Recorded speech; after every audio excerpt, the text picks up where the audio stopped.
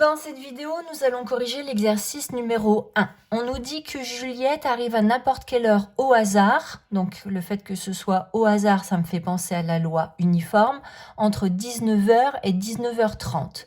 Ici, on ne me donne pas d'indication sur l'intervalle là.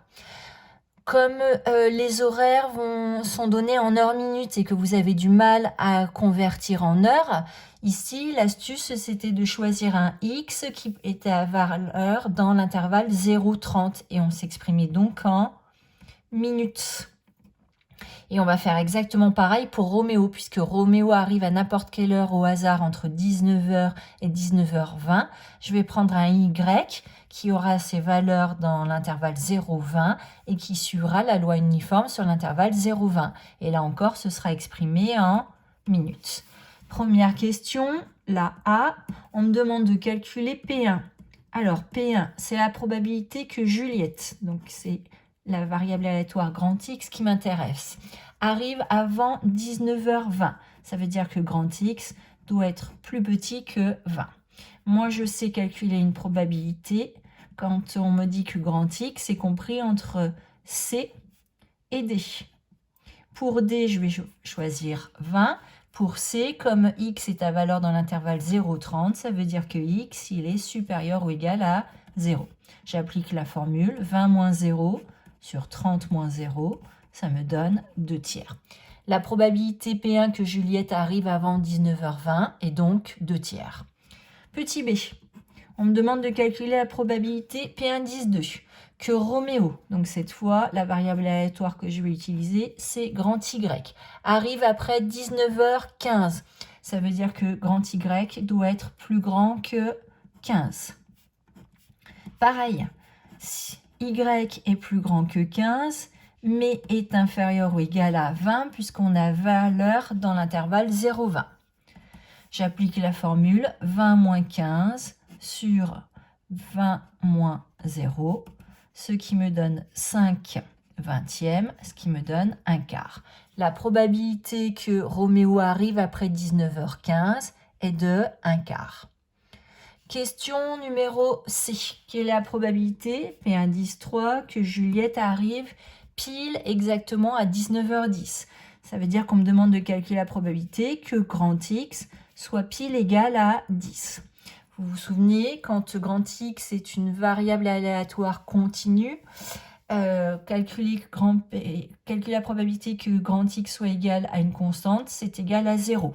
Si vous ne vous souvenez pas que c'est égal à 0, vous pouvez vous raccrocher à ce que vous savez. Nous, on veut calculer la probabilité que x soit supérieur ou égal à 10, mais dans le même temps inférieur ou égal à 10, ce qui me donne 10 moins 10 sur 30 ici, moins 10, ce qui donne 0 vingtième, ce qui donne 0. Donc la probabilité qu'elle arrive exactement à 19h10 est égale à 0. Question numéro 2.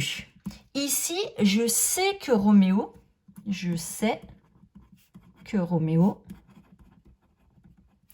arrive après 19h05. Donc ça, je le sais. Ça, c'est ce qu'on sait. On sait donc que le Y va être donc supérieur ou égal à 5. On le sait. C'est donc une probabilité conditionnelle qu'on me demande ici de calculer. On me demande de calculer P1 10 4. Quelle est la probabilité que Roméo, c'est-à-dire Y, soit supérieur ou égal à 10, sachant que le Y, il était déjà supérieur ou égal à 5. Je vous rappelle la formule. P2A sachant B, c'est P2A inter B sur P2B. Donc là, je vais appliquer ma formule. Ça va me donner la probabilité que Y soit supérieur ou égal à 10 inter Y supérieur ou égal à 5 sur probabilité de Y supérieur ou égal à 5. Alors, quelle est l'intersection de ces deux événements?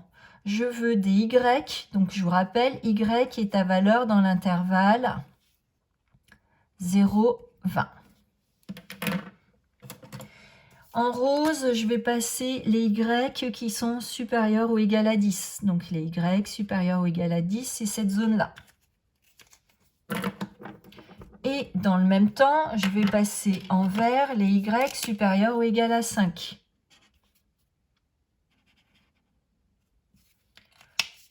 C'est ici en vert.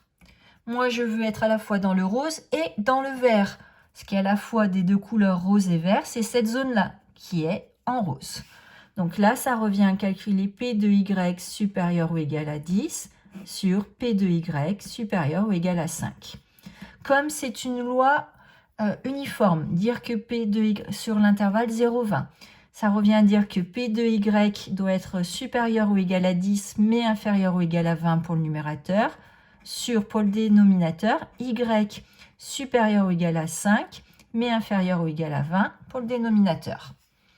Ça me donne donc 20 moins 10 sur 20 moins 0.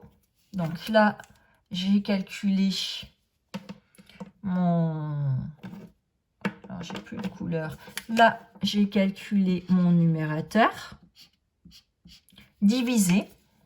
Alors, je vais mettre divisé comme ça. Divisé par mon dénominateur qui est 20 moins 5 sur 20 moins 0. Divisé par une fraction, ça revient à multiplier par son inverse. Donc, l'inverse de 20 moins 5 sur 20 moins 0, ça va me donner 20 moins 0 sur 20 moins 5. Et là, c'était 20 moins 10, 10 sur 20. Donc, ça me donne 10 vingtièmes fois 20 quinzièmes. Je peux simplifier par 20. Il me reste 10 quinzièmes.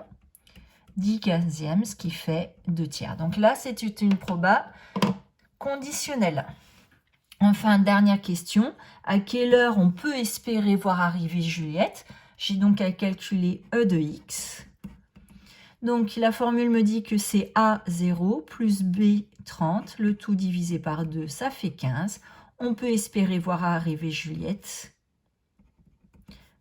Arriver Juliette à 19h15.